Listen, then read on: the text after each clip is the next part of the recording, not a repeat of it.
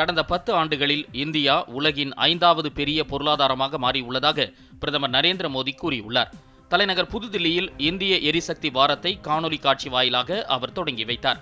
அப்போது பேசிய அவர், நமது சூரிய சக்தி உற்பத்தி திறனை இரட்டிப்பாக்கியுள்ளதாகவும், இன்று இந்தியா 3வது பெரிய சூரிய சக்தி உற்பத்தி செய்யும் நாடாக உள்ளது என்றும் தெரிவித்தார். நாட்டின் புதைப்படிவ எரிபொருள் அல்லாத ஆற்றல் 3 மடங்காக அதிகரித்துள்ளதாக கூறிய பிரதமர் நரேந்திர மோடி, பாரிஸ் G20 ஒப்பந்தங்களின் இலக்குகளை எட்டிய முதல் நாடு இந்தியா என்றும் குறிப்பிட்டார். இந்திய எரிசக்தி வாரத்தின் தொடக்க விழாவில் பேசிய பெட்ரோலியம் மற்றும் இயற்கை எரிவாயு அமைச்சர் ஹர்தீப் சிங் புரி, பிரதான் மந்திரி உஜ்வாலா யோஜனா எனப்படும் வறுமை கோட்டிற்கு கீழ் உள்ள குடும்பங்களுக்கு எரிவாயு வழங்கும் திட்டத்தால் இந்தியா 100% சுத்தமான சமையல் அணுகளை அடைந்துள்ளது என்றார். கொள்கை சார்ந்த தீர்வுகள் மக்களின் வாழ்க்கையை மாற்றும் என்பதை இது நிரூபிக்கிறது என்றும் அமைச்சர் ஹர்தீப் சிங் புரி தெரிவித்தார்.